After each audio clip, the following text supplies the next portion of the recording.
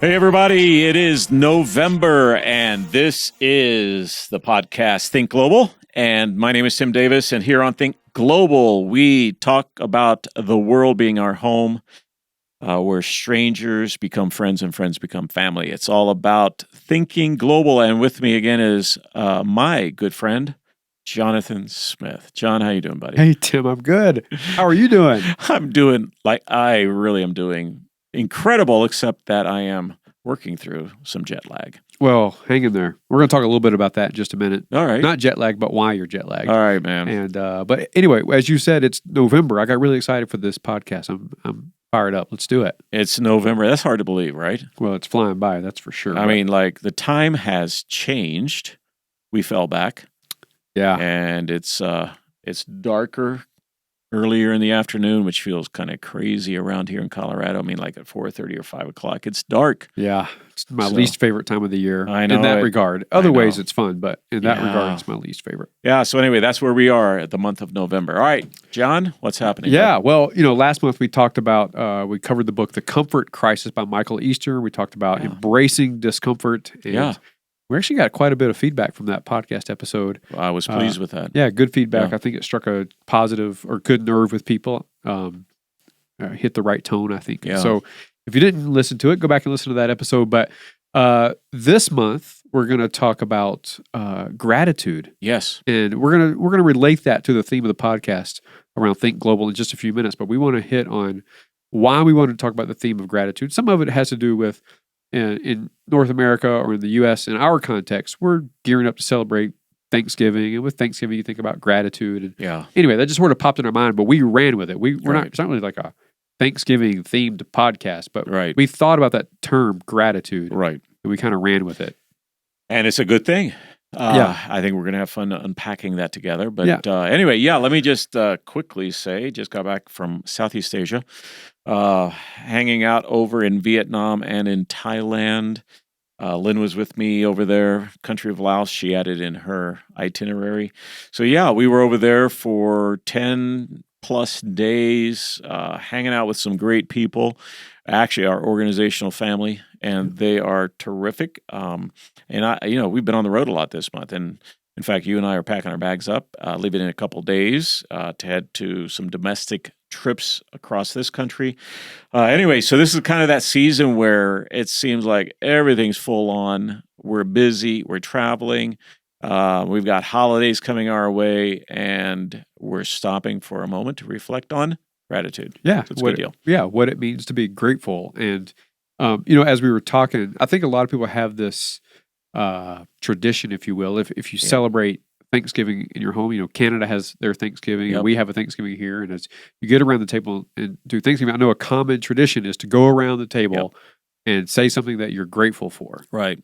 You guys do that? We do that. We sit down, and we have 4 sons, 4 daughter-in-laws. We've got a host of grandchildren, 10 of them, and actually, we try to do it before the food gets cold, but we sit down before we say a blessing over a Thanksgiving meal, showing gratitude for all we've experienced. We ask each of them to just go around and say, "Hey, I'm thankful for this. This year has been like this," and something that just points us to say we're thankful. Yeah. Yep. That's awesome. And So we do that. yeah, and as we talked about the theme of this podcast, it's not just, okay, let's talk about gratitude, but like, are there benefits Right. of being grateful or showing gratitude, right? And Yep. so you and I both listened to another podcast. It's a really long podcast, but it's give us some feedback or background on what that podcast is about, because you like it more than I do. Yeah, it's the Huberman Lab. If you're going to check him out, he's a neuroscientist, I believe, at Stanford University, and he has a lot of great podcasts, and fascinating that he even had a podcast on gratitude, like the power of gratitude. So that's what we listened to. It was interesting to listen to his more scientific take on gratitude. Yeah. And I think all of us can relate to it, in fact. Yeah. So you hear a lot, or at least I do, and other people hear, like, okay, practicing gratitude, what does that look like? Okay, well, sit down every morning and journal 5 things that you're grateful for, right? But he would argue in his podcast that the real health benefits, which I didn't know this, Right. and that's when we just brought up the Thanksgiving table and going around and sharing gratitude. Right. The real health benefits for gratitude come when you receive or hear stories Right. of other people, their gratitude or Right. their gratefulness in their situations or in their life. And so we have a few bullet points on some of those health benefits. I was really shocked by this. So picture this: you're around the table, your family's going around, and they're sharing a story of something they're grateful for, one after the other, and you're hearing one after the other. As you hear those things, here are some of the health benefits. Right. And one of them I am just fascinated by is that listening to people share their gratitude reduces inflammation. Isn't that crazy? Like, really? It releases chemicals from your brain Right. that ultimately reduces inflammation in the body. Yeah, that's the scientific side of that, right? Right. Like it's that good feeling that's good for us. Yeah. And I won't pretend to know what some of these words mean, but it reduces amygdala activity in your brain. And the amygdala is responsible for our fear responses. Right. So it reduces fearfulness. Right. Let's call it that. Is that fair to say? Yeah. Okay. Yeah. That's what he was saying. I mean, this guy's brilliant. We're not, but And I'm not. That was maybe are. impressive. And we want to make this very practical in a moment here, but Yeah. But I'm just talking about. Yeah, we want to get to like why is gratitude even an interesting scientific thing? It has science behind it, and then we're going to get practical in just a second. But yeah. Go ahead. Another one he mentions there is that it makes you more empathetic. Yeah. Like you feel at the level of someone else's feelings. As you listen to them, as they share their story, that it moves you and it moves you to empathy. And I think we've all been there before. Like, unless we're going through a crisis or a tragedy, like sometimes if you're going through a crisis and you hear someone else's good stuff, good story, their Thanksgiving is kind of hits home and it's hard. And so that's even a release of something else going on there. But we've all been in those settings where we're sitting there, we're listening to someone and they share their story of why they have gratitude and it brings a smile to our face, right? Yeah. It's like we feel that with them and we can experience it with them. It's like when they laugh, we laugh. When they cry, we cry. So it's that sense of empathy that it produces in us toward the stories we hear. Yeah. So there's a lot of positive neurological benefits that help the body. We just rattled off a few of them. Makes you more empathetic. Right. Reduces inflammation. Yeah. It reduces the fear response from the brain. Right. And all that is simply by listening to Right. stories of gratitude. But there's also benefits of just taking note throughout your day of what I'm grateful for. Right. There's you can research this. You can Google it. Benefits of a gratitude journal. Right. And just sitting down at the beginning of your day and journaling things you're grateful for. We actually experimented with this. We did. You want to talk about your experiment? All right, here was my experiment. Actually, my trusty assistant bought me a special orange book. It's a little notepad. It's called, I'm trying to remember the name of that. Write in the Rain. Write in the Rain. R-I-T-E. Yeah, not with a W-R, but with an R-I-T-E. Write in the Rain. It kind of takes a special pen to, like you can use any kind of permanent marker, but if it gets wet, if it's on a journey and humidity or whatever else, and I was in a very humid part of the world, actually where, in Vietnam, it's supposed to be rainy season. We didn't have any rain, but to take that book and just a little notepad and just jot down things I was grateful for. Actually, one of the first things I put down on that was that, hey, take a look at the color of the cover of this notepad. It is a bright orange. And so one of the first entries I put into the book was, and I just forgotten about it until now, but one of the first entries was, my gratitude should be more like the color of this notepad. Often our gratitude is like lukewarm colors, like earth tones or beige. Like I want my gratitude to be sharp, in relief, bright, obvious, like you can find it anywhere, right? So that was the first thing that stood out to me was like, you know what? My gratitude should be a little bit more obvious in life than it is. And I want it to be that. Beyond that, some of the things I jotted down here earlier, and that is one of the things I noticed by recording just thoughts of gratitude each day was that it took my eyes off myself, which is very powerful, I think. That what it did was it forced me to think outside of me being tired or whatever else, and having meetings to go to, etc. But I found myself stopping and saying, "All right, what am I grateful for? Like what can I give thanks for, and what can I say a word of gratitude about?" And so it forced me to think outside of myself, to forget my what is normally very selfish about myself, and to actually think about, like, what can I be thankful for now? So here's some of the things I found was just for other cultures. Like, I love the fact of other cultures. Yeah. Um, every place in the world is not like where we live right here in Colorado. Um, and the cultures with their variations and the people, etc. That brought home thanks. The fact of getting onto an airplane and flying to the other side of the world, as hard as it is, to me, it's when it comes to flying, it's not the journey, it's the destination. Like, actually, it's the opposite of what we normally want to say. But I found myself even saying, you know what? I'm thankful for the creative genius of people that allows us to jump on a plane and fly to the other side of the world and Yep. experience this. Another thing I found was, like, just thinking about those people I was meeting with. Man, they're great colleagues, they're friends. We get to hang out, we get to do life together. And I found myself saying, boy, I am grateful for that person, this person, this person. So, yeah, what it did was just force me to articulate what I'm grateful for in Yeah. life. So, yeah, it was good. But yeah, I was going to ask, did you find that to be a good practice? It is. And I know you probably won't do it every day, but do No. you think it's something you'll try to do? I've got the orange book. So it's screaming for my attention, Yeah. and it's not going to get hidden easily. And so I want to do it. I want to just make it a part of it. Like, it's just good to be thoughtful. Yeah. But here, I will say this real quick. My wife and I, back in the day, like when we first got married, she would journal, like, just things that would happen. Those things that made us laugh, those things that we were like, oh my goodness, can't believe how awesome that is, because you forget that stuff, right? Yep. And so there have been times that later on in our marriage, we've looked back and like, do you remember when that happened? That was so awesome, so cool. So I think that's part of why a journal matters, and Yeah. especially for those, we've got kids who are following us, grandkids who are following us. So it's simple things like that. But I think for our own mind, for our own heart, it's a good practice. Why Yeah. not? Yeah, and I think even if you just did it in the times that you travel, which Yes. is often, Yes. and because when you're on the road and you're jet lagged, as you are kind of right now, it's easy to get kind of lost in your thoughts of like, oh, it's just another trip, or oh, I got to do this thing. Right.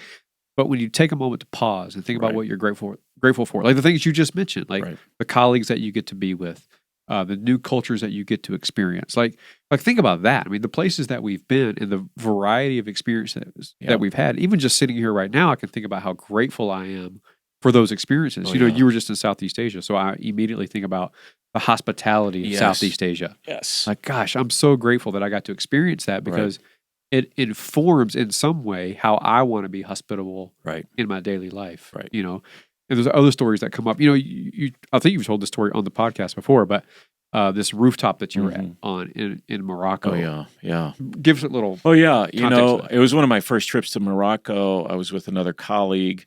And one of the things you can do there at their riads, which is like a home, bed and breakfast kind of thing with multiple rooms in a square home, courtyard in the middle, a rooftop, usually dining experience, or you live up there, or but it's normally spent in the evenings up there because it's the coolest part of the home at the end of the day. And I just remember, I can remember the song that was playing, I can remember the sounds that I heard, I can remember the meal that we enjoyed and the sun setting. That was just one of those moments. She was like, I'm lucky. I Yeah. am blessed. I get to do this. This is incredible. So Right. that stands out in my mind, Right. in relief to so much more. Right. And so you Yeah. can say, gosh, I'm grateful that I got to have that experience. It Right. opened my eyes up to this other part Yeah. of the world, you Right. know, and I think about even, we've been to China a lot. Yeah. I lived in China for a few years. And as you sit around a table in China, often their tables are round tables. Yes. Where I love sitting at a round table. I never thought about that before I lived in China, but I love sitting around a round table where you can see everybody, you can talk to everybody around the Right. table. And then there's a lazy Susan, usually in the middle, and all the dishes are shared and going around in a circle and you get what you want. Right. You're literally sharing a meal Right. Not just sharing a meal as we think about, oh, we're all at the same table, we talk, but sharing the meal Right. that's in front of you.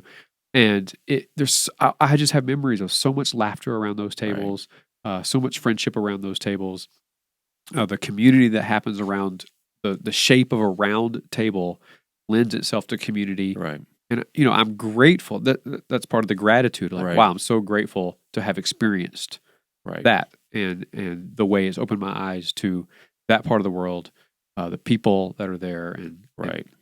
our North American friends who live there, but our Chinese friends who live there as well, and Yeah. showed us that Oh hospitality. yeah. So, And I think some people just fly through all that stuff. Yeah. They don't pause and think about it. right, There's a sense of appreciation. I was in the lounge in Narita last week and went past an elderly Japanese man, and we were both trying to be very courteous to each other.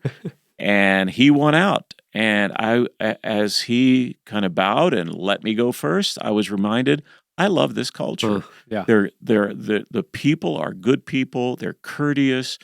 They add to the dignity of humanity. And as I watched that, I thought, wow, that's awesome. And that was one of the things I jotted down in my journal, was like, just thankful for people who show a nature of dignity to others. And so that was those are the things you see when you travel, right? Yeah. And you pick up on them, and hopefully we don't miss those when we do that kind of thing. So anyway, a couple more things here, John. yeah. I was kind of thinking through this podcast and researching a little bit for this podcast, and I stumbled across a video by Brene Brown. And a lot of people know who Brene Brown is, but a little recap. She's a author and a researcher.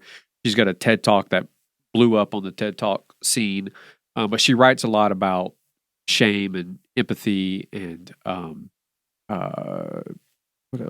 what's her book? Daring Greatly. Right. So anyway, great author, fantastic. But she had this talk. It was a really short talk on the connection between joy and gratitude. And she did this research. She did research. I think it was over 11,000 people, and every single one of them that she interviewed who practiced gratitude in some way of practicing gratitude, journaling or whatever, they described their life as joyful. Yeah.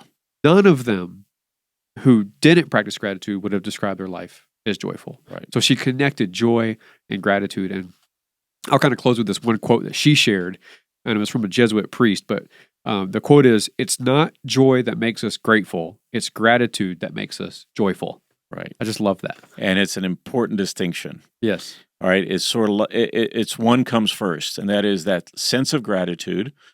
Being able to say thank you, and actually, at the end of the day, we have a lot to say thank you for.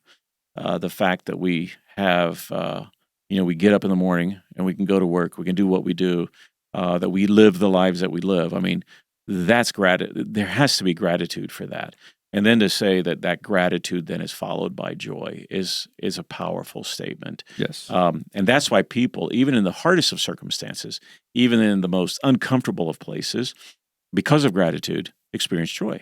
Yeah. It's not the other way around. Exactly. Yeah. Well, Tim, as we land the plane, Let's land this plane. Let me just say, I'm very grateful to be on this podcast with you. Oh my word! It was forces me to think about things that I care about and places that I care about. Yes. And so I'm grateful for this podcast. I'm grateful too. I'm grateful to hang out with you. On that note, land the plane. All right, let's land the plane. I would just say that a basic essential of life is gratitude. Yeah. And gratitude has profoundly impacted us in ways we don't know. Scientifically, it impacts us.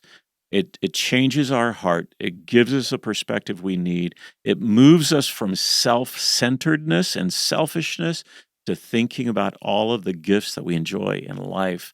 And so it's a practice that needs to be a part of our lives, whether we journal it or just take note of it or end a day by saying, wow, today was tough, but there's something to be thankful for.